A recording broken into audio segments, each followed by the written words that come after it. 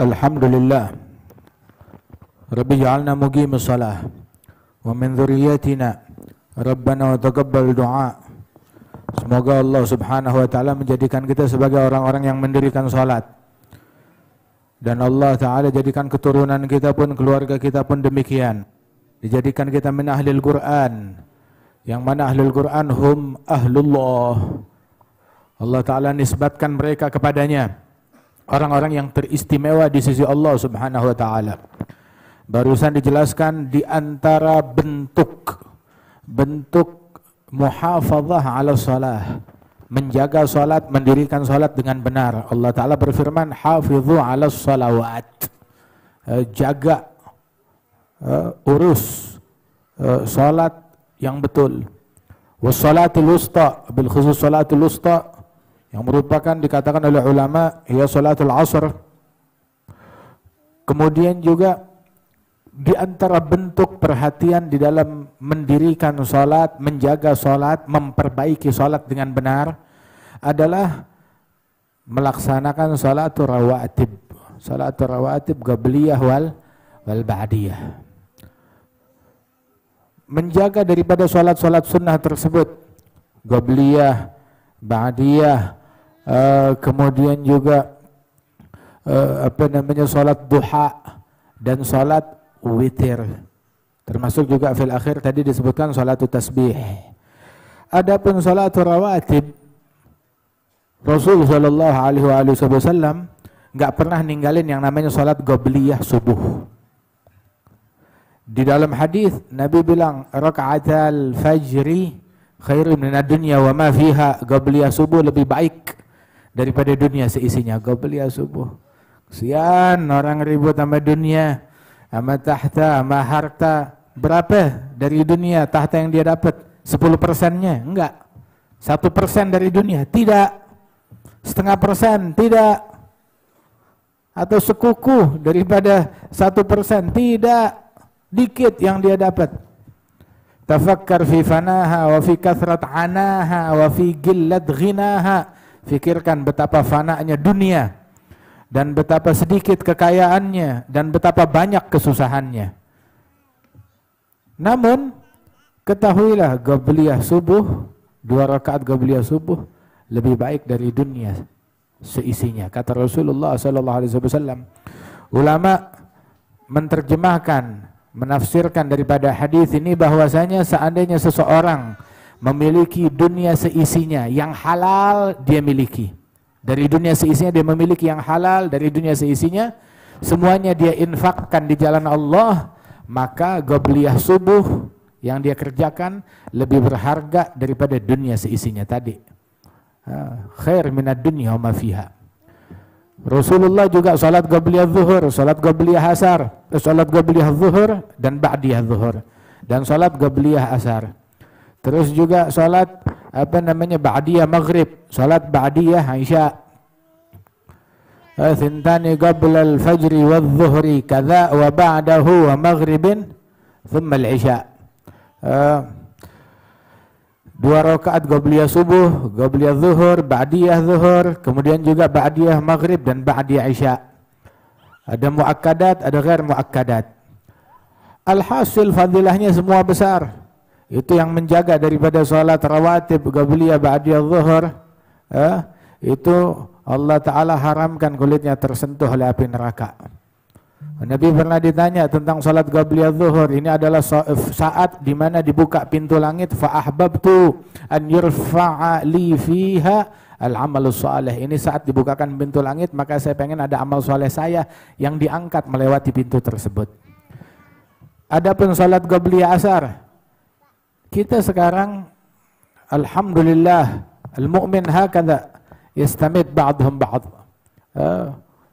memohon doa, berprasangka baik kepada satu sama lain. Dan kita pengen doa, tahu doa dari siapa yang kita harapin? Dari Rasulullah sallallahu alaihi wasallam. Kalau nih kita bikin majelis gede, terus kita daftarin, ntar di majelis ada Habib Umar, ya, siapa yang mau begitu daftarin namanya, begitu didoain oleh Habib Umar. Masing-masing daftarin namanya kan. Apalagi kalau daftarinnya, yang mau daftarin bayar. pakai iuran. Begitu. Disebut namanya, ente mau doa, mau Fatihah yang harga berapa? Bahasanya begitu. Masya Allah, semua akan berlomba-lomba. Disebut, didoain khusus oleh Habib Umar. Nah sekarang kita bayangin, mau gak ente didoain oleh Nabi Muhammad Sallallahu Alaihi Wasallam? Gampang. Bagaimana caranya? Sekarang nih didoain. Iya, bisa. Bagaimana caranya? Gampang. Besok sholat Qobliyah Asar 4 rakaat. Berarti kalau kita sholat Qobliyah Asar 4 rakaat, kita mendaftarkan diri kita untuk didoain oleh Nabi Muhammad. Rasulullah bilang di dalam hadis, rahimallahu ra'an shalla arba'an qablal asr. Allah memberikan rahmat, semoga Allah ya Rabb rahmatilah orang yang sholat 4 rakaat sebelum asar. Tuh. Kemudian juga ba'diyah maghrib wa ba'diyah isya.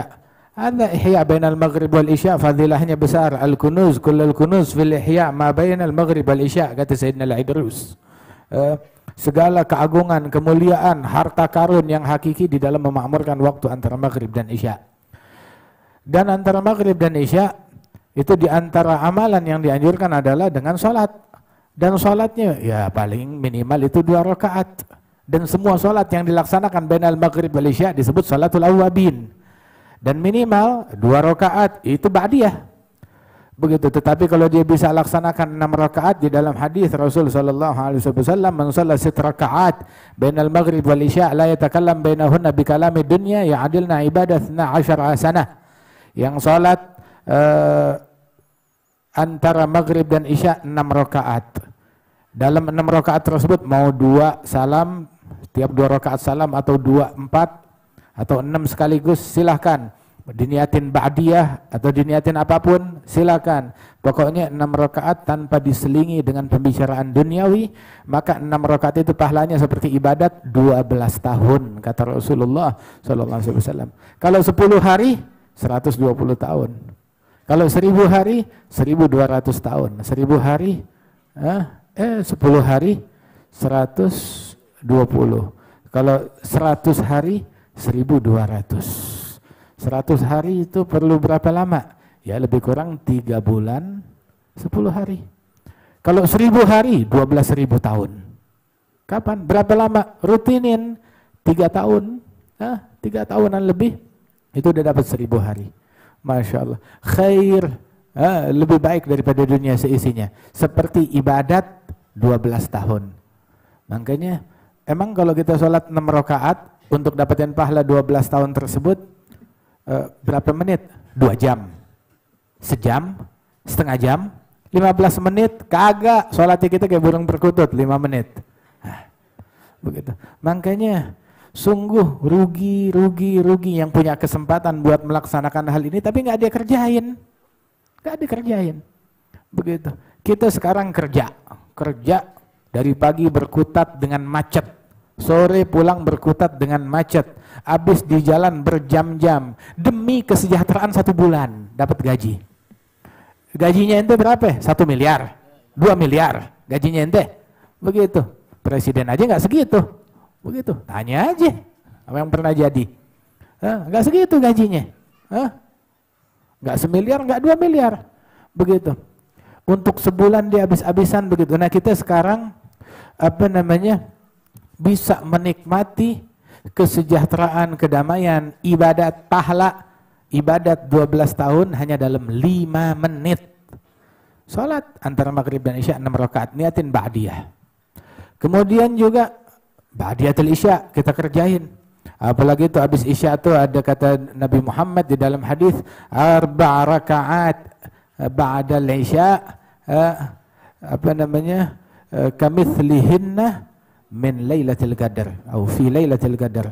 4 rakaat sunnah kamu kerjakan 4 rakaat habis salat isya, kamu salat 4 rakaat, pahalanya seperti 4 rakaat di malam Lailatul Qadar. Lailatul Qadar khairun min alfi syahr. 1 rakaat di malam Lailatul Qadar seperti 30.000 rakaat. 1 rakaat di malam Lailatul Qadar. Lailatul Qadar 1 malam seperti 1000 bulan. 1 bulan 30 malam. 1000 bulan 30.000 malam. 1 rakaat di malam Lailatul Qadar sama seperti 30.000 rakaat. 4 rakaat 120.000 rakaat. Nah, kita sekarang kalau mau membukukan pahala 120.000 rakaat, bagaimana caranya? Ini sesuatu yang mudah, makanya al-awliya was-salihun, mereka bukan orang yang amal ibadatnya banyak, tetapi mereka tahu kapan mesti beramal dan apa yang harus diamalkan. Mencapai derajat yang tinggi, kedudukan yang hebat, pahala yang besar, hanya dengan hal-hal yang kelihatannya simpel di mata masyarakat. Itu gunanya ilmu. Kemudian juga diajarkan kita sholat duha dan sholat witir. Sholat witir nggak pernah ditinggalin oleh Rasulullah SAW, bahkan sebagian ulama mewajibkannya. Kemudian juga sholat witir minimal 1 rakaat, mau dikit tapi sempurna 3 rakaat. Afdalnya yang 5 lebih afdal dari 3, 7 lebih afdal dari 5, 9 lebih afdal dari 7, dan yang paling afdal 11 rakaat. Al-Imam Syekh Abi Bakar bin Salim, beliau bilang bahwasanya saya ma dzakartu anni taraktu salatul duha wal witir 'alal kamal. Saya enggak ingat, tidak pernah, enggak ingat kalau saya pernah ninggalin dari kecil nih. Saya enggak ingat kalau saya pernah ninggalin salat witir dan salat duha secara sempurna. Witir sempurnanya 11, duha sempurnanya 8 rakaat. Begitu, enggak pernah saya tinggalin itu secara sempurna, enggak pernah. Begitu, selalu alal kamal. Bukan cuma sekedar ngerjain witir, tapi sempurna witirnya. Bukan cuma sekedar duha, sempurna duhanya. Wa kana Imam Abdullah bin Husain bin Tahir itu kalau salat duhanya baca 10 juz Al-Qur'an. Salat witirnya, dalam salat witir dia baca 10 juz Al-Qur'an. Karena Imam Uthman bin Affan radhiyallahu anhu, dia tutup salat witirnya itu dengan 1 rakaat. Tahajudnya ditutup dengan 1 rakaat. Dalam 1 rakaat itu dia baca Al-Qur'an dari awal sampai hatam. Tiap malam kayak begitu. Wa kana Imam Al-Habib Hasan bin Saleh Al-Bahr begitu. Ya, dia salat witirnya segala macam ditutup tuh di akhir sebelum subuh dengan 2 rakaat. Dalam 2 rakaat itu dia baca rakaat pertama Al-Qur'an dari awal sampai hatam. Rakaat kedua ya dia baca ya cuma surat Al-Ikhlas. Enggak banyak, cuma 90.000 kali. Ada Imam Al-Hasan bin Saleh Al-Bahr radhiyallahu anhum wa ardhahum. Al-witir dikerjain oleh mereka. Begitu. Nah, kita sekarang Al-Imam Ali Zainal Abidin salatnya tahajudnya 1000 rakaat. Nah, kita hatta 11, hatta 3. Kita enggak kerjain daripada salat witir tersebut. Dan afdalnya witir mau dikerjakan di awal malam boleh, di akhir malam juga boleh. Atau dikombinasikan, sebagian dikerjakan di awal malam, sisanya dikerjakan di akhir malam. Silahkan. Begitu. Di awal malam dia kerjakan, misalkan di awal malam bersalat Isya, habis ba'diyah dia kerjakan 2 dulu atau 3 seperti witir di bulan Ramadan, Sabbihisma, Qul ya ayyuhal kafirun, yang terakhir Al-Ikhlas sama Muawwidzatain. Kemudian sisa 8 kerjain di akhir malam. Enggak jadi masalah. Atau dia mau kerjakan semuanya di awal, atau dia kerjakan semuanya di akhir malam. Enggak jadi masalah, yang penting kerjakan salat witir tersebut masing-masing mencari ramuan yang sesuai untuk dirinya. Begitu, yang membuat dirinya lebih khusyuk mengerjakannya, ada yang paling afdal. Salat witir mau dikerjakannya sedemikian rupa, mau 4, 3 ya, atau 2, begitu. Terakhir baru 3 rakaat yang terakhir itu dia baca Sabbihisma, Qul ya ayyuhal kafirun, Al-Ikhlas dan Muawwidzatain. Terbuka pintu kebaikan tersebut. Kemudian juga salatul duha. Ada salatul duha disebut adalah salatnya awabin di siang hari. Sebab yang ngerjain itu salat itu waktu duha dan waktu antara maghrib dan isya. Itu waktu di mana kebanyakan orang lalai, lupa dari Allah Ta'ala. Di waktu duha, di jam tersebut orang sibuk di pasar, sibuk di toko, sibuk di pabrik, sibuk di kerjaannya. Lalai sama salat. Begitu, waktunya panjang dari subuh sampai zuhur. Kemudian antara maghrib dan isya orang baru pulang dari rumah, dari pekerjaan mereka. Nah, makanya orang yang beribadat yang salat di waktu tersebut, nah itu disebutnya kelompok al-awwabin, orang yang merujuk, yang balik kepada Allah Subhanahu wa taala. Nah, awwabin di pagi hari itu adalah salat duha. Itu yang melaksanakan salat duha katanya itu la fagra ma'ad duha wala ghina ma'az zina. Enggak ada istilah kemiskinan kalau kita ngerjain salat duha, enggak ada istilah kekayaan kalau kita ninggalin salat. Kalau kita melakukan perbuatan zina, enggak bakalan kaya, enggak bakalan berkah rezekinya. Dan tidak ada istilah kemiskinan kalau kita salat duha. Kerja, pengen duit, cari rezeki, begitu, enggak salat duha. Nah ini kontradiksi. Mau rezeki salat duha, ente mau nyari rezeki tapi enggak mau salat duha, begitu. Rezeki dari mana? Dari pala kita itu rezeki. Rezeki hada ar-razzaq, innallaha huwar razzaq dzul quwwatil matin. Rezeki dari Allah Taala. Minta dalam salat duha.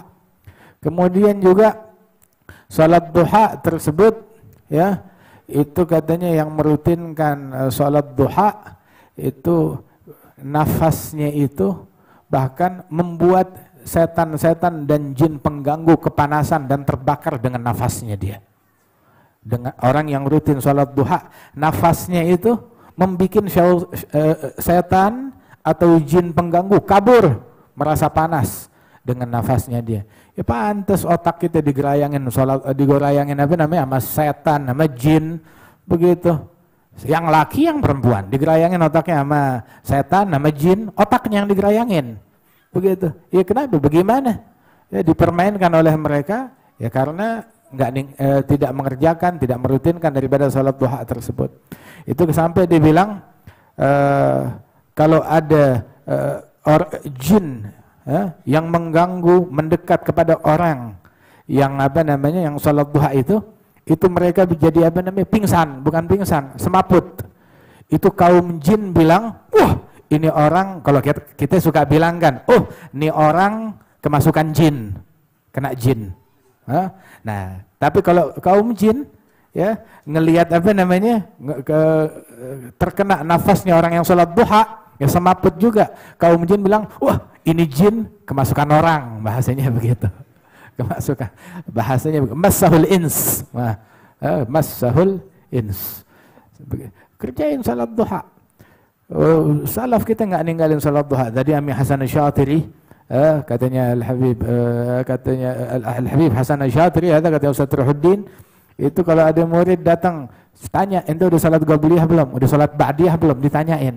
Sampai ada beberapa teman kita datang ke situ mau belajar di waktu duha, udah janjian masuk ke situ, tuh pulang sono, lu belum salat duha, diusir, suruh pulang belum salat duha. Mereka bukan cuma sekedar muallim tapi murabbi, ngedidik salat duha.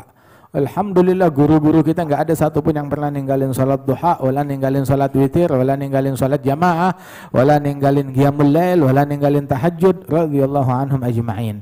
Masya Allah. Wa ikutin, teladanin mereka. Ini sekarang tuh dibilang an-nawafil jawabir lil faraid. Salat sunnah adalah penambal bagi salat fardu. Artinya namanya kita manusia, dalam salat fardu kita kadang ada kekurangan. Kekurangan apa? Kurang khusyuk, kurang adab, kurang apa namanya? Kurang sunnah, kurang macam-macam, banyak kekurangan terjadi di dalam salat fardu kita. Maka salat sunnah itu menambal kebocoran yang terjadi dalam salat fardu kita. Kita salat 5 waktu, mungkin khusyuknya kurang, atau adabnya kurang, atau apa namanya daripada kesempurnaannya kurang. Nah itu ditambalnya dengan salat sunnah. Begitu kata ulama. Dan subhanallah, Imam Al-Haddad menyebutkan ada puasa fardu, ada puasa sunnah. Ada salat fardu, ada salat sunnah. Ada juga berderma yang fardu, ada juga berderma yang sunnah. Berinfak, infak, ya. Sedekah yang fardu, ada sedekah yang sunnah. Sedekah yang fardu namanya zakat. Begitu. Nah, yang sunnah menambal kekurangan, kebocoran, kelalaian, kealpaan yang terjadi dalam hal yang fardu. Tapi masing-masing ditambal sesuai jenisnya. Misalkan kebocoran yang terjadi dalam salat fardu ditambalnya bukan dengan sedekah sunnah, bukan juga dengan puasa sunnah, tetapi dengan salat sunnah. Kebocoran yang terjadi di dalam sedekah yang fardu ditambalnya bukan dengan salat sunnah, ditambalnya dengan sedekah yang sunnah.